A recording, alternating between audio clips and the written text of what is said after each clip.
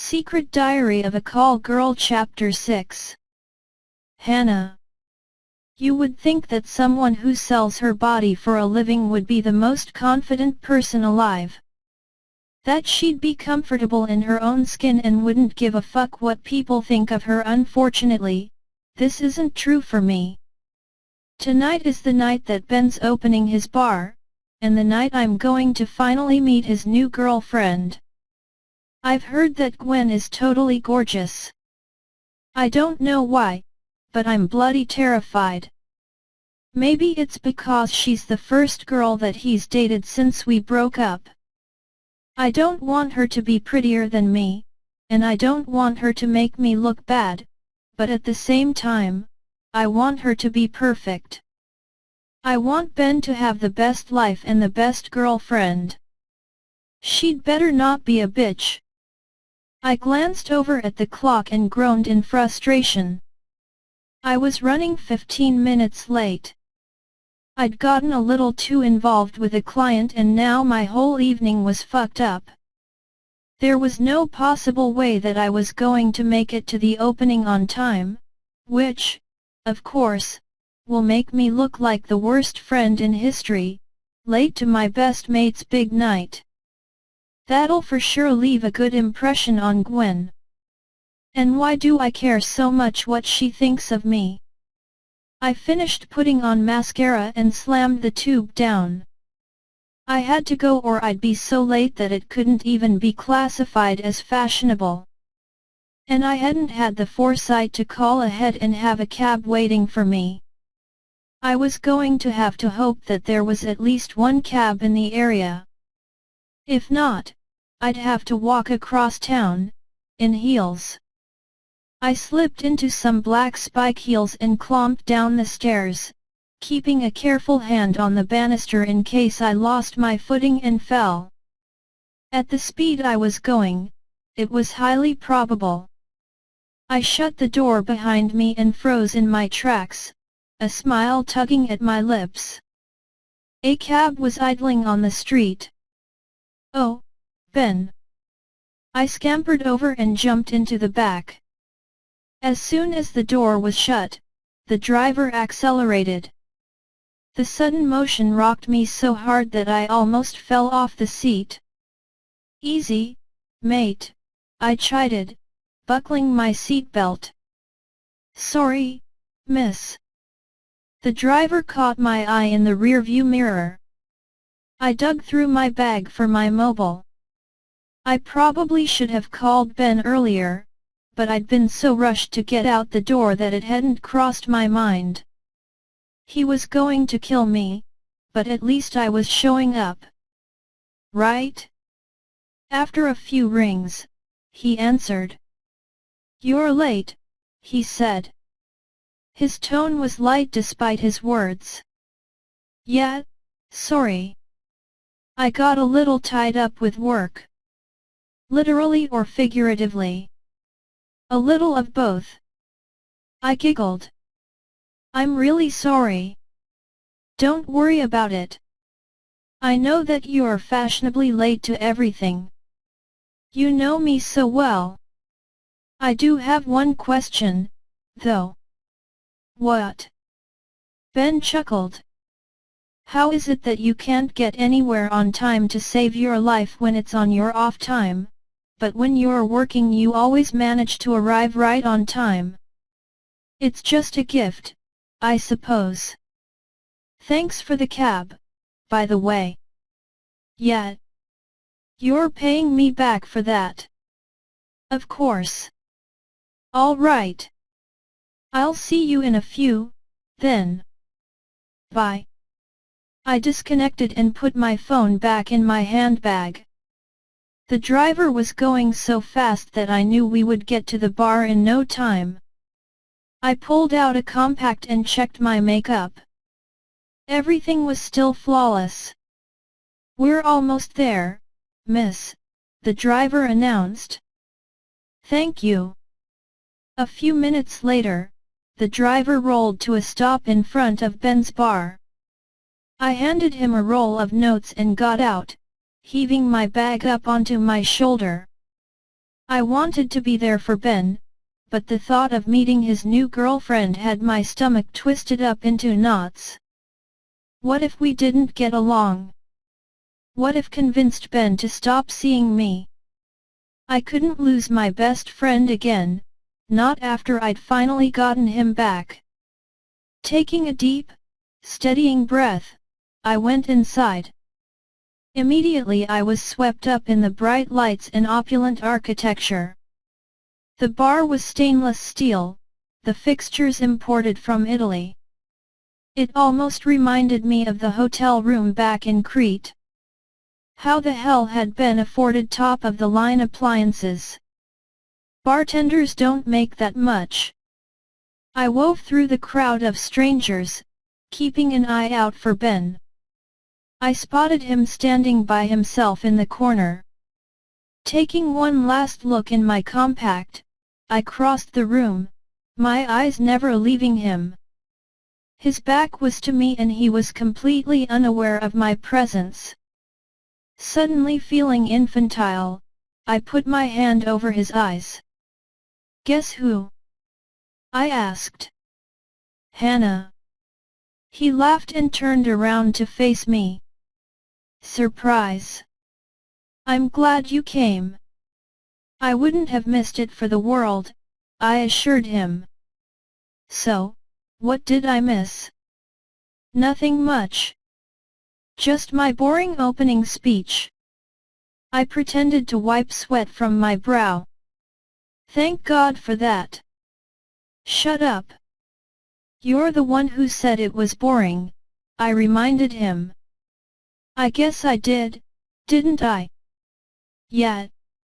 I grabbed a flute of something off of a passing tray. "You did really well for yourself, Ben." "You think?" I could tell by his tone that he was being serious. My approval meant the world to him. "Yes. It's fabulous. How on earth did you afford all this?" Ben cleared his throat. "I had a little help," he confessed. "From who?" "From me." The unfamiliar voice brought me back around. It belonged to a gorgeous black woman. Gwen? She was the most beautiful woman I'd ever seen, with a thin physique and a nice, round bum.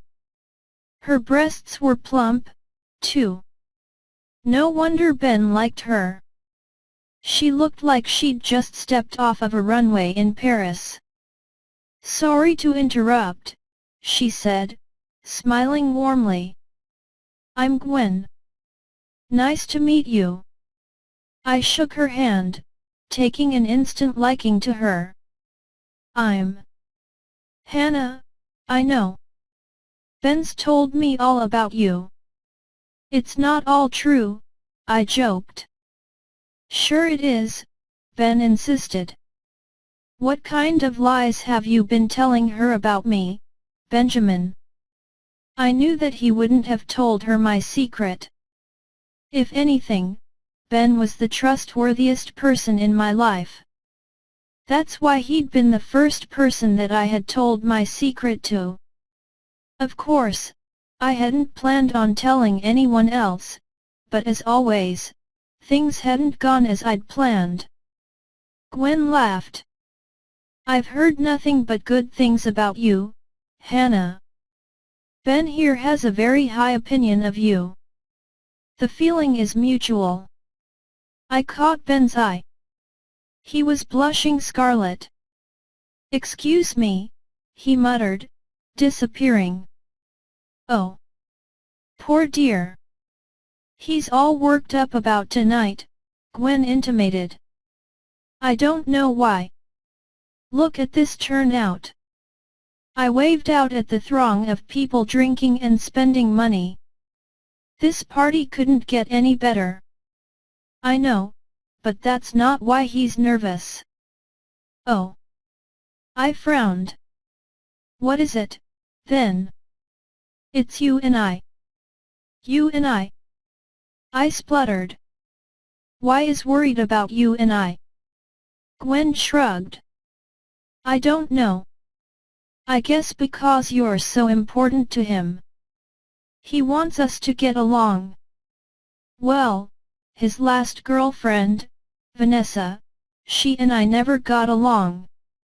I tried, but she was jealous of me. I can see why. Oh, come off it. Have you looked at yourself in the mirror? I would kill for your bum. And your tits. Thank you. She beamed. And I'd kill for your legs. Thanks. I could feel myself blushing. So, what has he told you about me? Exactly. Gwen cleared her throat. Everything. You dated at university, broke up but stayed best mates. Ahoy! I pressed. You gave dating another try a couple months ago, but it didn't work out. Did he tell you why it didn't work out? Not really. He just said you wanted different things. And that you were really focused on your career. That's true. I'm sorry, what is it you do again? Gwen inquired. I'm a nighttime legal secretary. Oh. She nodded. Is that good work, then? It can be, I mean, it takes a lot of dedication and hard work. But the pay's worth it. How do you make? She laughed nervously. If you don't mind my asking. No, not at all. I shrugged. Per annum? About. I tried to calculate it in my head. I've never really been good at math. I practically failed the maths portion of the GCSE. Thankfully, I excelled in English and arts. Somewhere in the ballpark of 100,000. Wow! She whistled appreciatively. Not bad. And what is it you do? I'm in advertising. Shit. I giggled. That's not half bad, either. No. She nodded. Can I just say that I think it's wonderful that you and Ben are so close even after 2 failed attempts at a relationship? I mean, I've tried to whole friends thing with some my exes and it just doesn't work. But you and Ben. We love each other very much, I confessed. I hope you don't think that I'm trying to come between you or anything. I waved it off. God, no. Ben and I are just friends. And I'm happy for him. He seems to really care about you. Gwen. And as long as he's happy, I'm happy. Thanks, Hannah. What for? For not being the ex-girlfriend slash best mate from hell. You're welcome. And also for being so nice. To be honest, I was a little nervous about meeting you tonight. Me, too, I admitted, grinning sheepishly. I was afraid you were going to be some bitch that would take an instant dislike to me and insist that Ben never see me again. I'd never do that. The truth is, he may love me, but he'll always love you more. And I wouldn't take that away from him. I chewed my lip. Listen, Gwen, I don't think he loves me more than you. It's okay, she insisted. You've been in his life a lot longer than I have. I expect him to have loyalties to you. Did anyone ever tell you that you're like the most understanding girlfriend ever? I have been told that once or twice. She laughed. I really like you, Hannah. I like you, too. And I'm hoping that we can be mates. I'd love that. I clinked my glass against hers. Any friend of Ben's is a friend of mine. Ben came back, eyeing us suspiciously. "Are you two getting along all right?" he asked. "Of course." Gwen leaned forward and kissed him on the cheek. "Hannah and I are practically best mates already." "It's true." I hid my smile behind my glass. "And here I thought I was going to have to pull you two off each other. What exactly did you have in mind?" I teased. "Hair pulling? Scratching? Only in your fantasies." I grinned mischievously. Ben's lips twitched into a smile. It was nice to know that I didn't have to worry about Gwen coming between Ben and I. I knew that Ben, Gwen, and I were going to be great friends. Maybe one day I'd even be able to tell Gwen my secret. I'd hate to have to keep the secret from another person, especially now that my parents knew and accepted it. I didn't want to have to lie and hide anymore. "Everything all right, Hannah?" Gwen asked, putting a hand on my shoulder. "Yeah." I scoffed. "I just drifted off for a minute." "Uh-oh, someone's had too much to drink." "Not nearly." Laughing, I grabbed a fresh glass of champagne. "To Ben," I said, raising the glass. "To Ben," Gwen repeated, holding hers high as well. "To me." We knocked our glasses together and broke out into uncontrollable laughter. A few days later, I was on my way home from an out call with a client. We'd met at the hotel and had had 2 hours of fun. His fantasy was to play hot librarian. I'd worn a tweed suit skirt and nerdy 10th Doctor-esque specs. Then, I'd ridden him long and hard, bitching all the while about his late fees and how he was going to have work off his debts. He'd loved every minute of it.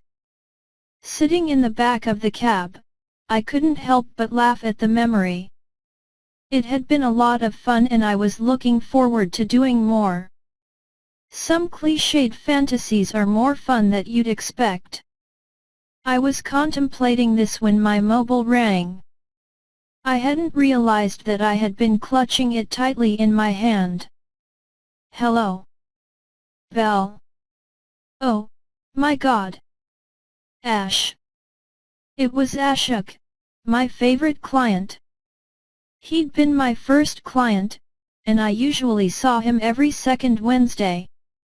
But for the past month or so, he'd been gone away on business.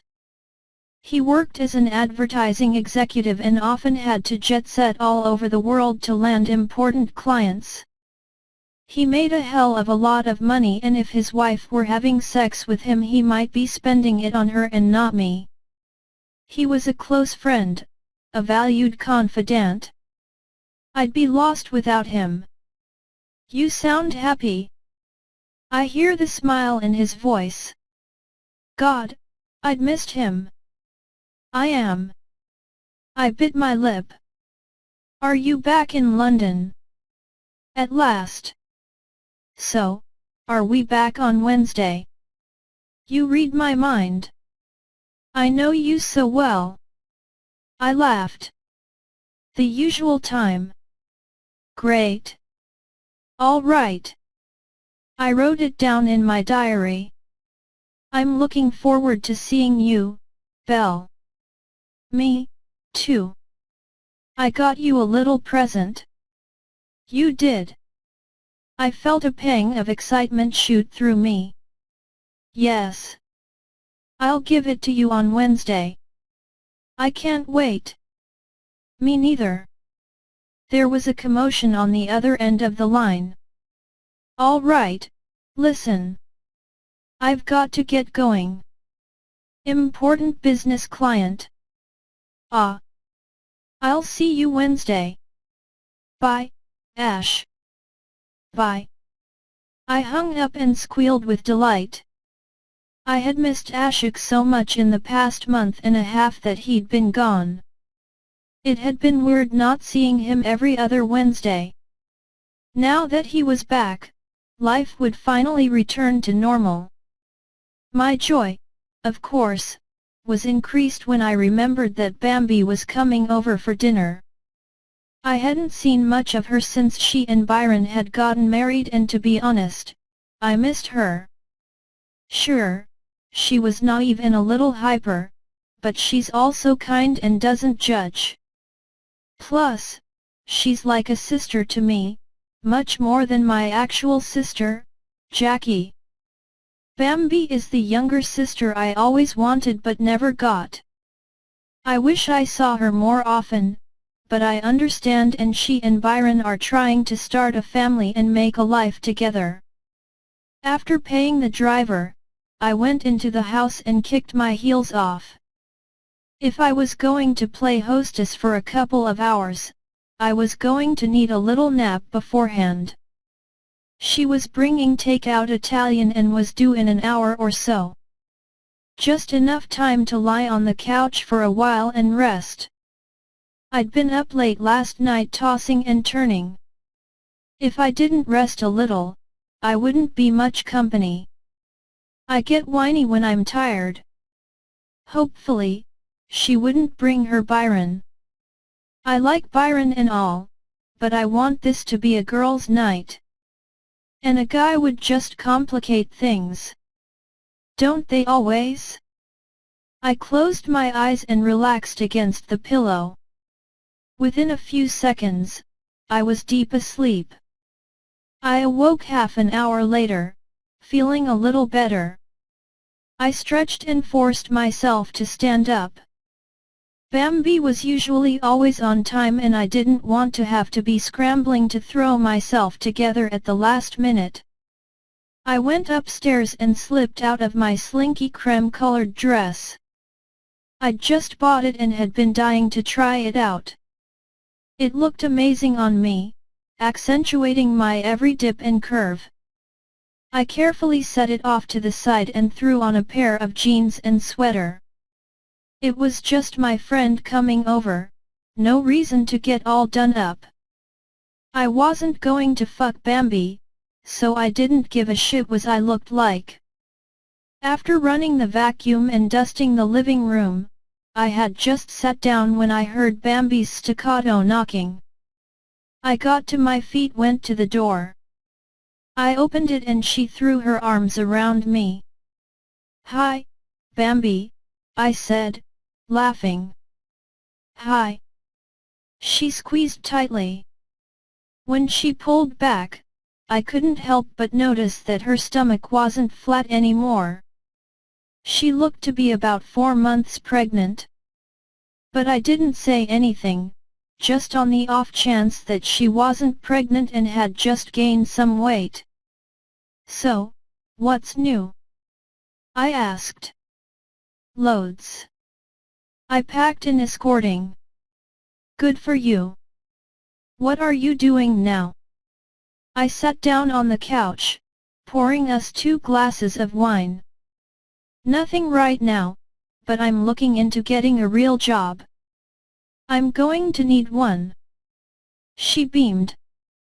"I'm pregnant, Belle." "Congratulations." I squeezed her hand supportively. "You look beautiful." "You think?" She looked down at her stomach.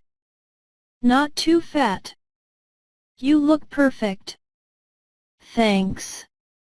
She went to take a sip of her wine but set it back down.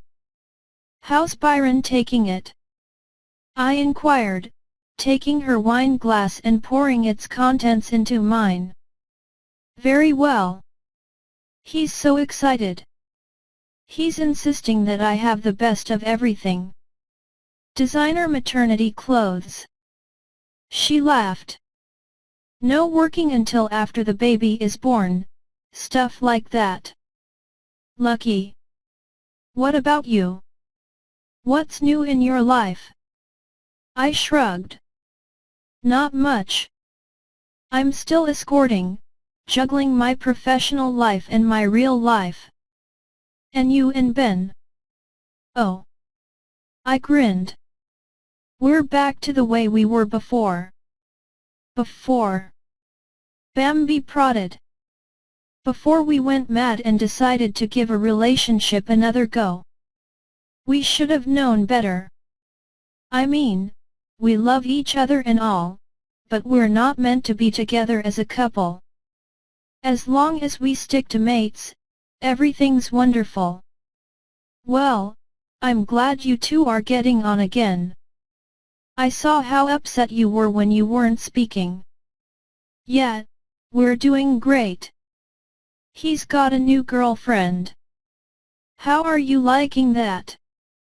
She eyed me curiously. I'm fine with it. She makes him happy. That's all I can hope for. Is she nice? Very. She and I got along nicely. Good. Yet. We were quiet for a few seconds. Look, Belle, I have a favor to ask of you. Sure. I knit my brows in confusion. And if you say no, that's okay, I'll understand. Out with it, Bambi. I want you to be the baby's godmother. My mouth dropped open. You want me to be godmother? Yeah, Bambi affirmed, nodding. Are you sure that's a good idea? I mean, I'm a whore, Bambi. That's hardly a good role model for a child. Bambi shook her head. You're a prostitute. It's your job, not who you are. The real you is a kind, caring, and wise woman. And I couldn't ask for a better godmother for my baby. Ah, Bambi. I sniffled. Yes, I'll do it. Yes. She repeated hopefully. Yes. I would be honored to be your baby's godmother. Thank you. Laughing, we embraced again. Maybe there was hope for me still. Belle. On Wednesday, I awoke feeling more excited than I ever had before in my life. I was finally going to see Ashok again. I wondered how much he had changed since I'd last seen him. Hopefully, he was still as gorgeous as ever. I never could understand why his wife won't have sex with him. I was married to a beautiful man like Ash, we'd never leave the bed. I got out of the cab and could feel my pulse thundering. I was a little nervous. It had been so long since Ash and I had seen each other. What if he decided he was tired of me and went to another escort? What if his wife had found out and she was making him end it? My mind reeled with the possibilities. As if of their own accord, my feet led me to the lift. I mechanically hit the button for the 8/4 and swallowed past the lump in my throat. I felt the lurch of the lift ascending and took a deep, steadying breath. The bloke next to me eyed me suspiciously. Motion sickness, I lied, fanning myself. He rolled his eyes and cleared his throat loudly. Is it hot in here or is it just me? I couldn't resist the urge to undo a few more buttons on my dress, exposing my cleavage. When the lift arrived at the 8th floor, I got out and followed the corridor until I got to Ashok's door. I hesitated before knocking. Pulling my compact out of my handbag, I opened it and examined my reflection. Not so much as a lock out of place. I snapped it shut and knocked. I heard his footsteps and then the door opened. His smiling face greeted me. You look beautiful, he complimented, taking my hand and leading me in. Thank you. We stopped on the other side of the door and hugged. I couldn't help but notice that he'd lost weight, and was it just me or did his skin look a little sallow? No, it must just be because I haven't seen him in so long. My mind's playing tricks on me. We went further into the room and Ashok held out an envelope. Your money, he said simply. Thanks. I took the money and slipped it into my back.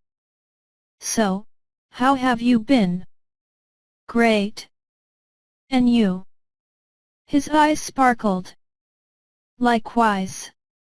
How was? I scrambled to remember where he'd gone. America. America. It was, all right. I didn't really get to go out and see much, to be honest. I was really busy. That's what happens when you go on a business trip, I teased. Ashok chewed his lip. I missed you, he said, staring into my eyes. You did. My heart swelled. More than words can describe. There are no decent prostitutes in the States. Shut up. I playfully smacked his chest. Go on, then, did you really miss me? Of course, I did. He smiled. I thought about you all time. Me, too. I kept wondering when you were going to get back. I know, I'm sorry. I should have called and let you know. No, you didn't have to. I'm not your wife. Still. I smiled. I'm just glad you're back. Business hasn't been the same since you left. I doubt that. Ashok chuckled. You're a gorgeous woman, Belle. A man would be crazy not to want you. I'm sure you've got plenty of adoring clients. But none who are as good to me as you are. I don't know what I'd do without you. I'm sure you'd manage just fine. Don't be so sure. Shaking my head, I crossed my arms over my chest. So, where's my present? You promised me a gift and I don't see it anywhere, I joked. I'd almost forgotten. Ashok rose and went into the bedroom. A few seconds later, he came out carrying a small box. He set it down on the sofa next to me. I stared at it. Well, go on, he prodded. With the enthusiasm of a child on Christmas morning, I tore the box open, throwing the paper over my shoulder. I gasped when my hands settled on the object. I raised it, staring at it intently. It was an intricate gold necklace with diamonds inset. And it was genuine gold. Ashok must have spent a fortune on it. Oh, Ash. Do you like it? He asked. I love it. Here. He took it from me and undid the clasp. I held my hair up as he fitted around my neck. It looks great on you. I looked in my reflection in the mirror. I can't accept this, I whispered. Why not? He frowned. It must have cost you a lot of money. It did, but it was worth it. Why? I wanted you to have something to remember me by. I turned to face him. What are you talking about? I questioned. Belle. He paused, shifting his gaze uncomfortably. I wasn't really away on business. Then, what were you doing? I felt my stomach twist in trepidation. Ashok was silent for a moment, building up the courage to tell me what he had to. I was getting treatment, he confessed finally. Treatment? For what? I've got cancer, Belle. Oh, no, I gasped, my hand flying to my mouth. I couldn't have heard him right. There was no way that Ashok could have cancer. The doctors found a lump on my prostate. They had it biopsied and it was cancerous. Are you all right? I went for chemotherapy. But it was unsuccessful. I've only got a month or so left. 3 at the most. I felt tears welling my eyes. Ash. SHHH. He cupped my face in his hands. Don't cry, he soothed. Don't cry. You just told me that you're going to die and you expect me not to cry. I understand your frustration, Belle, but I'm okay with it. I've made my peace. I'm ready to go. But I'm not. I screamed, shooting to my feet. I paced the room, my hand raking through my hair. He couldn't be dying. He just couldn't. Ashok followed me and put his hands on my shoulders. It's okay. Can't the doctors do something? I demanded. Like, try radiation again, or something. It's no use. The cancer's spread throughout my body.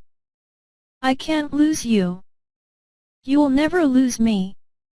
Even when I'm gone, you'll always have the memories of our time together.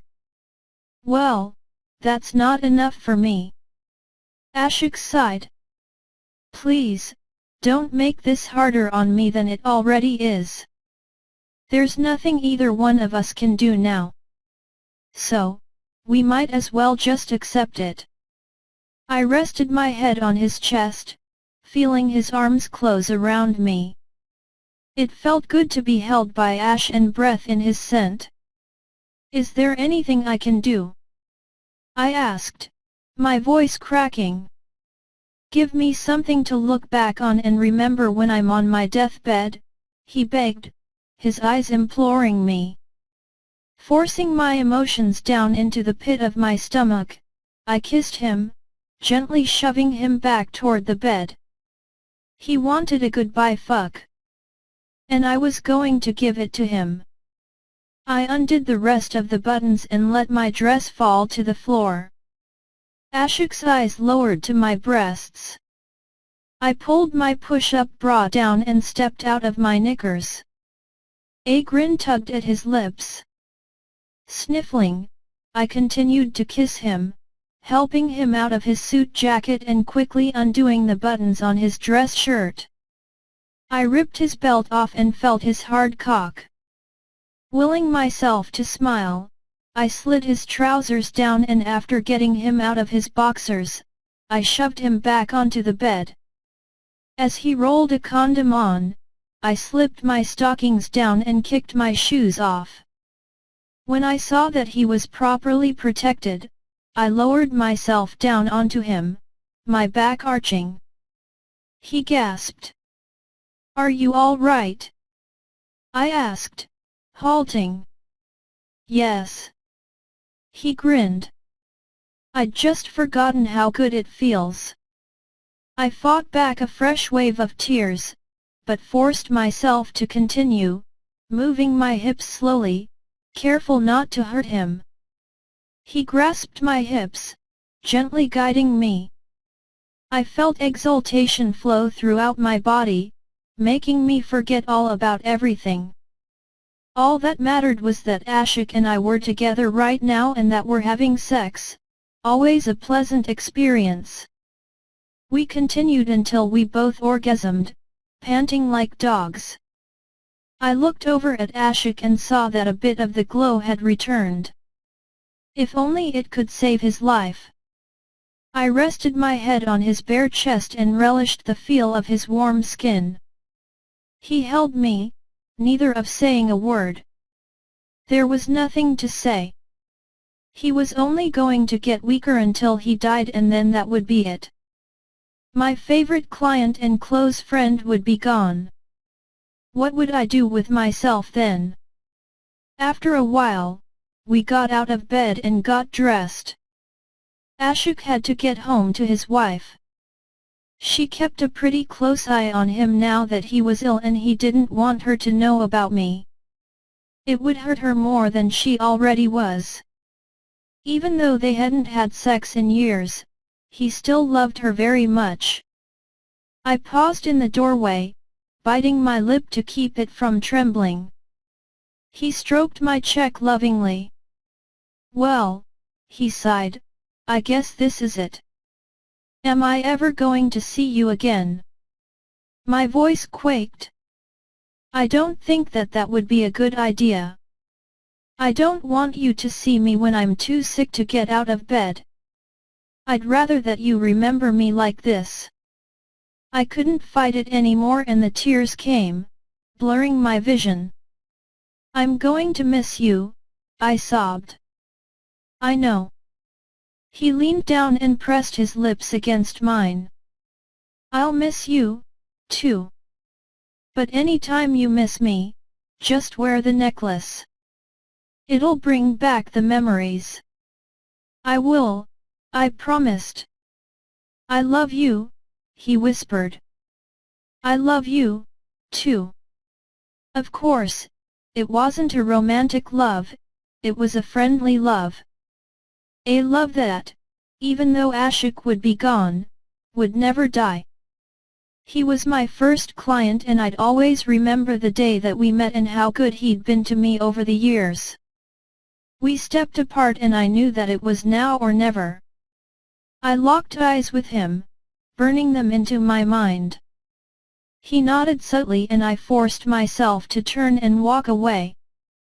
I fell apart as the door closed and sobbed uncontrollably. I made it to the lift before I fell to my knees, unable to stand up. 3 months later. Hannah. One day 3 months later, I received a letter in the post from Suniti Roy Chowdhury. I had no idea who Suniti was, but nonetheless opened the letter. It was death announcement. Ashok had passed away yesterday and the funeral was in 2 days. Apparently he'd had her notify me. I wonder what he'd told her about me. I spent the rest of the day in bed crying. I was so distraught that I couldn't sleep.